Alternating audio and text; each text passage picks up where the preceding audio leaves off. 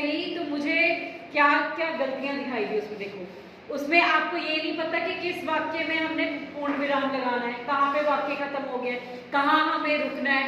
कोई भी चीज है वो आप लगातार लिखते जा रहे हो ना, कहाँ रुकना है, कहाँ पे कौन सा चिन्ह लगेगा ये आपको नहीं पता, कहाँ पूर्ण विराम लगेगा, कहाँ पे अल्प विराम लगेगा, कहाँ प्रश्नवाचक चिन्ह लगेगा, कुछ उसमें बहुत सारी गलतियां मैंने आपको कॉपियों में देखी। तो आज मैं आपको विराम चिन्ह पढ़ाने जा रही हूँ। क्या पढ़ाने जा रही हूँ? विराम चिन्ह। अब देखो इसमें क्या होता है, हर लिखना तो हर कोई जानता है। अब आप लिखना, अब क्लास 4 में हो गए, आपको लिखना आता है, पर कैसे लिखना है, कैसे सुंदर सुंदर लिखना है कि जो सुव्यवस्थित तरीके से कैसे लिखना है उसको। ठीक है, क्या तरीका होता है लिखने का?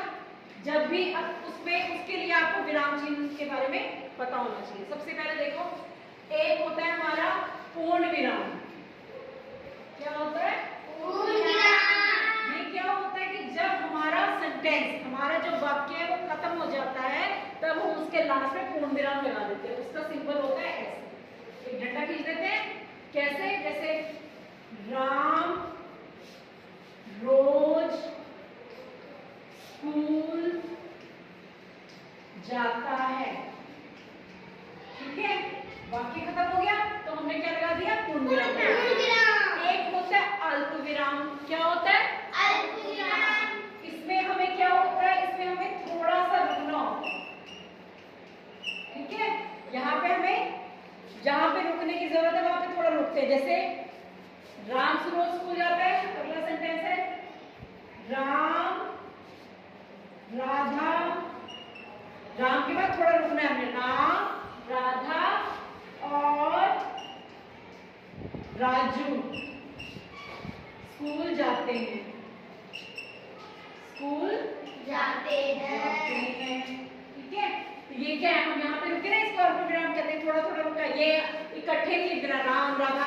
अब हमें क्या, राम अलग है, राम एक लड़का है, फिर राधा है और फिर उसके बाद राजू है। 3 लोगों के बारे में बात कर रहे हैं ना, तो थोड़ा थोड़ा उसमें हमने रुकना है। चलो अब आ जाओ, पूर्ण विराम समझ में आ गया, अल्प विराम समझ में आ गया। इसके बाद होता है प्रश्नवाचक। प्रश्नवाचक चिन्ह क्या होता है? प्रश्नवाचक, इसमें क्या होता है, हम इसमें, हमें प्रश्न से पता लग रहा है कि हम इसमें क्वेश्चन पूछ रहे हैं, है ना, तो इसका सिंबल क्या होता है? ऐसे, ये वाला। ठीक है, जब किसी से क्वेश्चन पूछा जाता है, किसी से प्रश्न पूछा जाता है, क्या तुम रोज स्कूल जाते हो? क्वेश्चन है ना, क्या तुम रोज स्कूल जाते हो? क्या तुम रोज स्कूल जाते हो? तो उसके लास्ट में हम क्या करेंगे? प्रश्नवाचक का चिन्ह लगाएंगे। ठीक है, इतना समझ में आ गया? अब होता है योजक। योजक क्या होते हैं? योजक चिन्ह,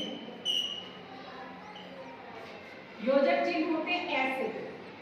जब एक या दो से ज्यादा लोगों के बारे में बात की जाती है तो हम उसमें योजक चिन्ह लगाते हैं। जैसे राम और श्याम, राम और श्याम, राम और श्याम बोल भी सकते हैं, पर हमने राम और श्याम दोनों के बारे में इकट्ठे बात करी तो क्या करते हैं?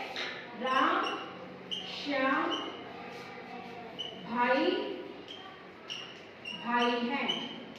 राम और श्याम क्या है? भाई भाई है। ये योजक चिन्ह हो गया। दो लोगों के बारे में बात करें, राम के बारे में, श्याम के बारे में, तो योजक चिन्ह हो गया। आगे समझना। अब होता है, अगला है विस्मयादि बोधक।